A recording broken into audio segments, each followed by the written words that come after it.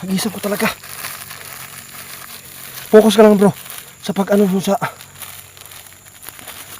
drawing ko ng pangalan. Bahala ka na.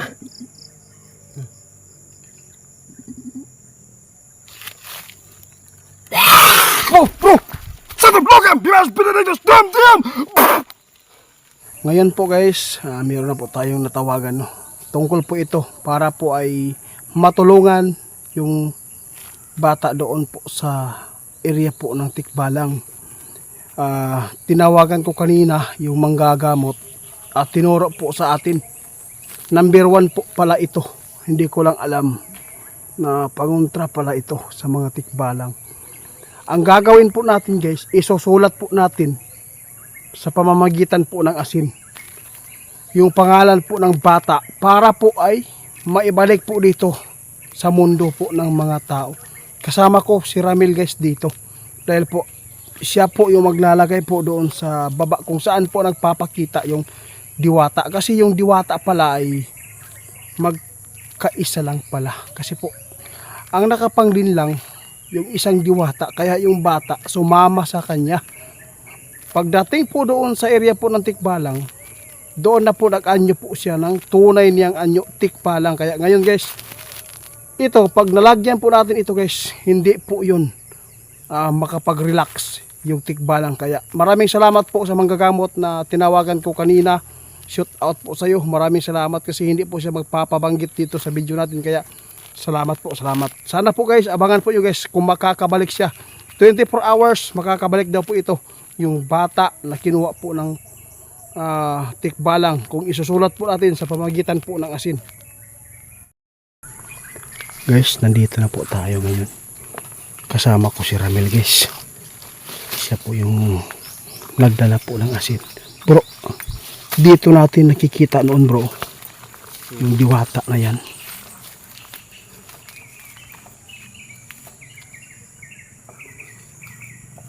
Guys, ito na po yung request natin, no? Na nagpatulong na po tayo sa manggagamot. Ito po yung binigay po niyang asin. Tinuro po niya ito. Dito po daw natin ilalagay po yung asin guys, kung saan po niya binasag yung drink. Kasi yung diwata na nakikita natin, nag-anyo pala siya ng diwata para po makapanlin lang. Kaya tawagin natin si Tikbalang.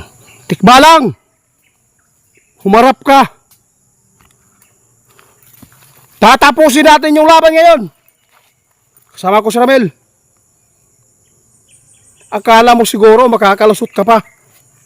Alam ko, dito magtatapos ang inyong kasamaan. Lah, bro!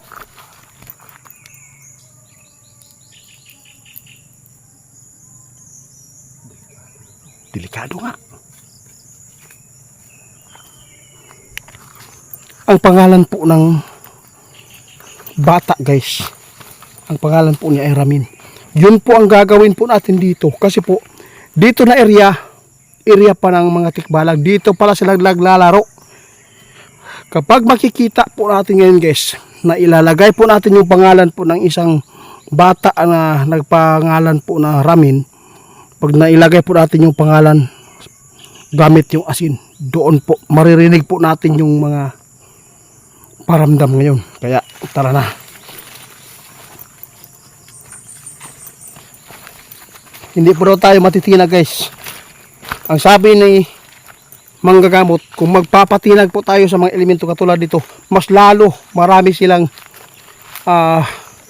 madudukot po ng mga inusinting tao. Kaya dito natin ngayon guys, kasi daanan po pala nila ito. Ito po yung tinuro sa atin nung tawagan ko po yung manggagamot. Sana abangan po natin 24 hours, makakabalik po daw yung yung bata. Kaya siguro tutuparin lang po natin yung mga manggagamot po na matibay at malalakas po ang kanilang mga alaga. Yung tawag po, gabay pala, gabay. May hugis. Kita ka? Rinig ka? Sige na bro, bisa mo bro. Bisa ka bro. Ambil cellphone dulu nih.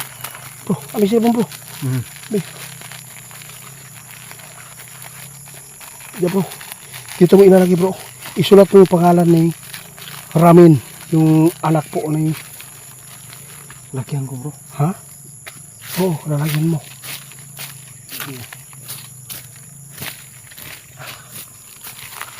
Nawala bro kasi ano gari ako kay Para mo na guys. sumpa na ba? Ramin ha. R-E-M... O sige bro. I. Di, kamayan mo. Ay. Oo, kamayan mo. Ramin. Huwag mo daw iubos yan ha. Ito lang guys, Ramin. Oh, paramdam ka? Bakit? Tumatakbo ka lang dyan. Sumugod ka rito. Hagisan mo bro. Ang kunti, hagisan mo bro.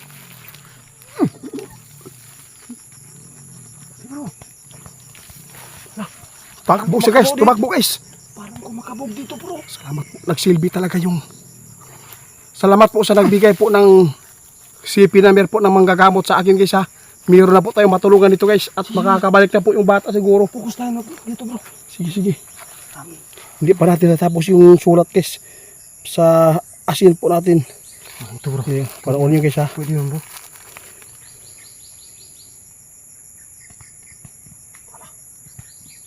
Takbo siya.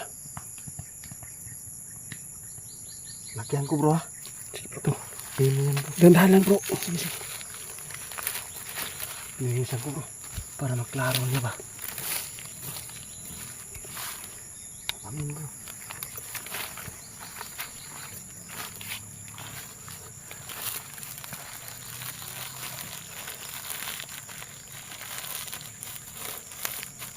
Huwag kang ingay bro.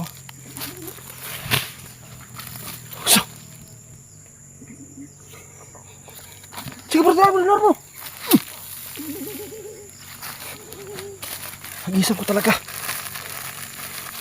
Focus ka lang bro. Sa pag-ano mo sa drawing ko ng pangalan. Bahala ka na.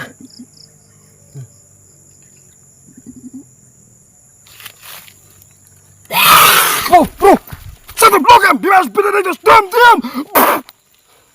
Grabe. Tara bro. Hawakan natin na yung cellphone bro. Tara mo na ito hawak. Delikado tayo. Oh, ito, Ramin. Salamat. Alam ko! Grabe, sumunggab sa likod ko bro. Ito na guys, yung pangalan po ng bata na Kurkurog mo yung gamitan bro. kailangan magditab kurug-kurug bro. Dinas mag sa ulikod. Klaro na to. Oh, may bata pa dito na ano bro.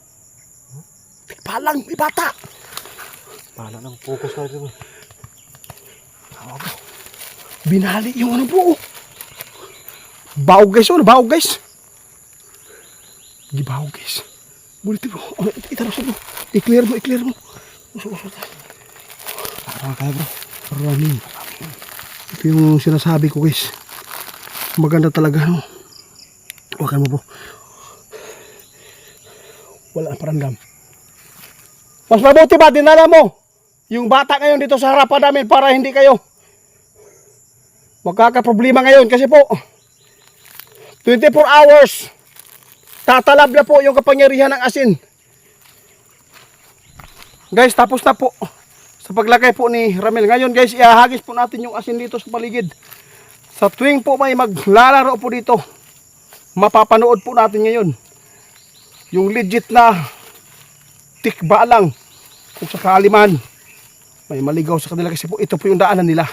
Kahit po maingay po tayo dito, nakikita po nila dito, hindi yan sila makapansin kapag mayroong asin po. Kaya ngayon, sige bro,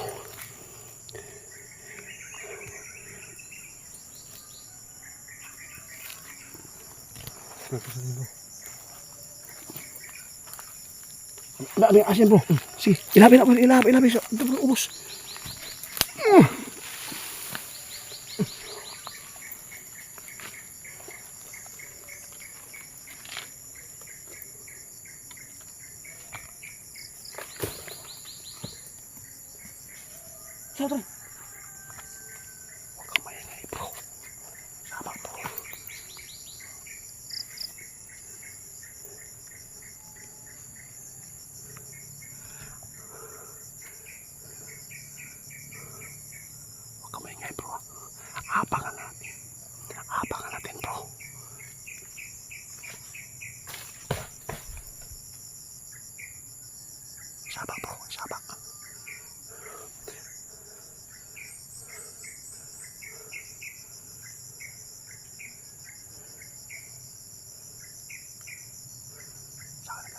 Ha?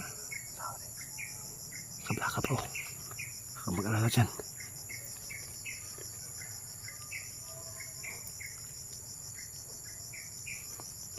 Mamamatay lagi na bro. Sige na, dito ka. Katapusan na ninyo ngayon. Matatapos tayo inyong buhay. Dito sila masusunog guys. Ang ibig sabihin nito guys, sinusulat po natin yung pangalan ni Ramin. Yung dinukot nila. Mangingisay yan sila dahil po ginagamitan po nila ng mahika. Yung bata na yan para po ay maalipin nila. Hanggang ngayon guys, yung bata hindi pa nakapag-move on, no? Gulitin sila pang bro, kaya tarungan na. Ito.